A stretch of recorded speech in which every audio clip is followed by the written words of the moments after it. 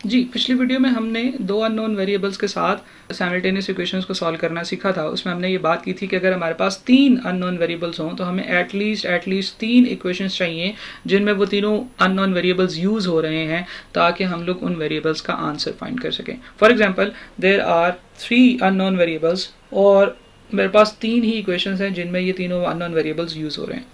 हम लोग इस इक्वेशन को स्टैंडर्ड फॉर्म में कन्वर्ट कर देंगे और इसकी स्टैंडर्ड फॉर्म क्या होती है, ax plus by plus c x is equal to 0।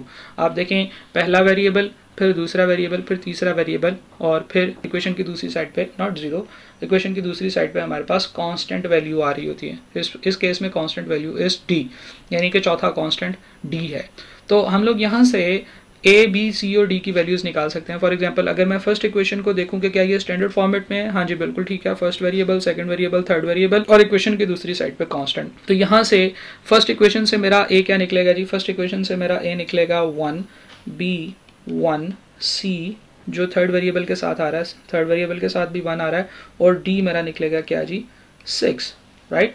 Then second equation देखते हैं, क्या ये स्टैंडर्ड फॉर्मेट में है, 2x1 x2 x3, जी बिल्कुल, इसकी तरतीब बिल्कुल ठीक है और इक्वलिटी की दूसरी साइड पे हमारे पास कांस्टेंट वैल्यू आ रही है। तो यहाँ से मेरा a क्या निकलेगा जी, यहाँ से मेरा a निकलेगा 2b -1 c 3 एंड d क्या निकलेगा जी, 4, राइट।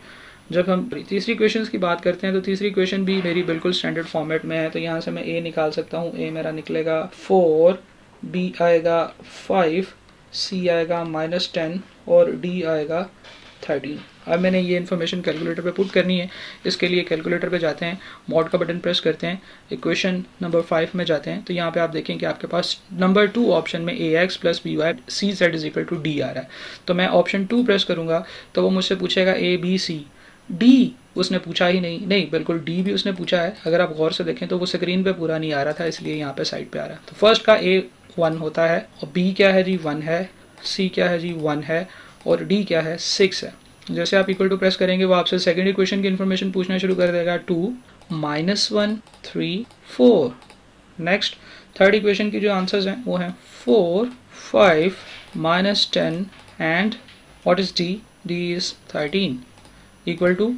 देन एक और दफ़ा आप इक्वल टू प्रेस करेंगे वो आपको कहेगा x 2 है, y 3 है और z 1 है। तो x, y और z के आंसर्स उसने आपको निकाल के दे दिए, राइट। सिमिलरली अगर आप इस एग्जाम्पल की बात करें तो इस एग्जाम्पल में भी first variable, second variable, third variable constant दूसरी तरफ, फर्स्ट सेकंड थर्ड कांस्टेंट दूसरी तरफ, फर्स्ट सेकंड थर्ड कांस्टेंट दूसरी तरफ। तो ये भी बड़ा सीधा सा ही क्वेश्चन था। यहाँ पे मैं कह सकता हूँ कि a है जी 1 पहली क्वेश्चन के लिए, b है -1, b है -1, c है -5 और d है 4। दूसरी क्वेश्चन के लिए a है 2, b है -3, c है -3 ये वाला और z है 3। तीसरी क्वेश्चन के लिए a है 3, -2, -7 एंड 2 और आप ये वाली वैल्यूज इंसर्ट करके a, x, y और z का आंसर निकाल सकते हैं। एक और एग्जांपल देखते हैं जी। For example, there is a question p, q और r, तीन वेरिएबल्स हैं p, q और r, ये भी p, q, r है, ये भी p, q, r है और ये भी p, q, r है। तो यहाँ से आप सिंपल वैल्यूज निकाल सकते हैं। तीनों स्टैंडर्ड फॉर्म में हैं। सबसे पहले पहला वेरिएबल आ रहा है, फिर दूसरा वेरिएबल, फिर तीसरा वेरिएबल और इक्वालिटी की दूसरी तरफ हमारे पास कांस्टेंट वैल्यू आ रही है। तो यहाँ से मेरे पास क्या आएगा जी, a आएगा 1, b आएगा 2, c आएगा -1 और d आएगा जी 12। सिमिलरली दूसरी इक्वेशन में यहाँ पे क्या है जी 1, यहाँ पे क्या है 1, यहाँ पे क्या है 2 और ये क्या है जी 5। तीसरी इक्वेशन के लिए अगर हम लोग बात करेंगे, p के साथ क्या है 3, q के साथ क्या है -1, r के साथ क्या है 1 और कांस्टेंट वैल्यू क्या है 4। तो हम लोग अगर दोबारा कैलकुलेटर ओपन करें तो AC का बटन प्रेस करें, दोबारा से वो मुझसे वैल्यूज़ पूछेगा। इसके लिए मुझे क्लियर करना पड़ेगा सारी मेमोरीज। जैसे ही मैंने क्लियर कर ली, mod 5 और फिर उसके बाद 2, x की वैल्यूज पुट करनी है, 1 2 देन -1 देन 12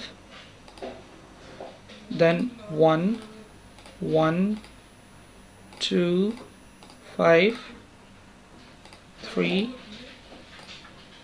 -1 1 एंड 4। सारी वैल्यूज पुट करने के बाद जैसे आप इक्वल टू प्रेस करेंगे वो आपको कहेगा कि इस इक्वेशन में x यानी कि जो पहला वेरिएबल है उसका आंसर है 3, दूसरे का 4 एंड z का -1। तो हम लोग कह सकते हैं कि p is equal to 3, q is equal to 4 and r is equal to -1, right.